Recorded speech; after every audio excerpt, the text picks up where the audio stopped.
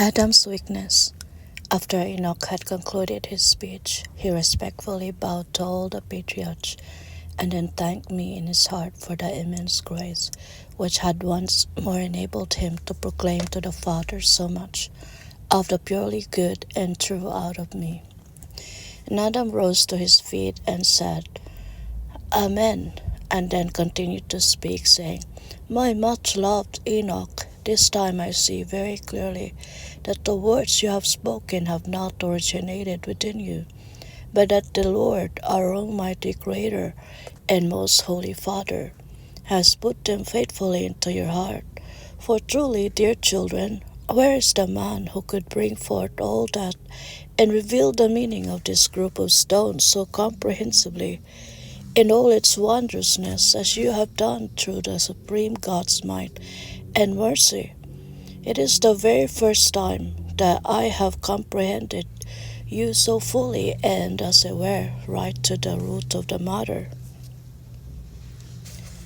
There is just one thing not quite clear to me, namely that I cannot as yet imagine in what way you receive and hear the holy word within you that it sounds as if it came from you, whereas the so infinitely exalted meaning clearly proves the contrary, like a calm sheet of water upon which not the least unevenness can be discovered.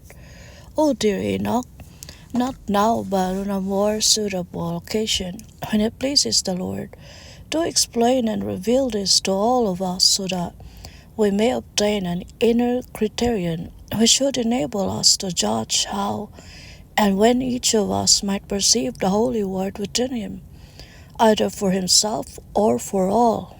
But I tell you once more, not now, but at a more suitable time, for now we all thank the Lord that he has deemed us worthy of such exalted instruction, and we shall now continue our journey, and that in the already known order, in the name of Jehovah. Amen.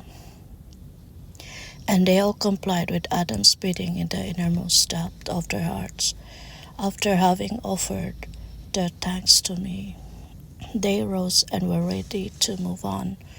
However, before they started their walk, Adam said to Seth, Listen, my beloved Abel Seth, I am hungry. My weakening limbs are telling me that, but you know what I have vowed to the Lord with all of you, when the jaws of the beast made almost all of us tremble. Whatever could be done, I want to ask Enoch, but it is truly the first time in my life that I lack the courage to ask a child, who is even the children's child, how I can overcome my weakness without breaking this vow. Go to him and ask him quietly for his advice. Amen. Seth went immediately to Enoch and said, Listen, dear Enoch, our father Adam is feeling very weak in all his limbs, and he is very hungry. But the vow does not permit him to eat during all this day. Tell me, if you can, in what other way could the Ark Father overcome his weakness? Oh dear Enoch, do what you can, for although I have attained to life, I too feel a certain weakness within me and would be a poor support to the Ark Father. But you have life in great abundance, therefore advise and help. Amen. So Enoch went to Adam and said, O Father, do not give in to temptation. It is the Lord himself who allows you to experience this so as to test the strength of your covenant within you. Excuse me. When you were not there as yet, the Lord was able to call you into existence, to become a free man and spirit in his image. Now you have for a long time already been a free observer and recipient of inexpressible outpourings of his boundless love, mercy, and grace.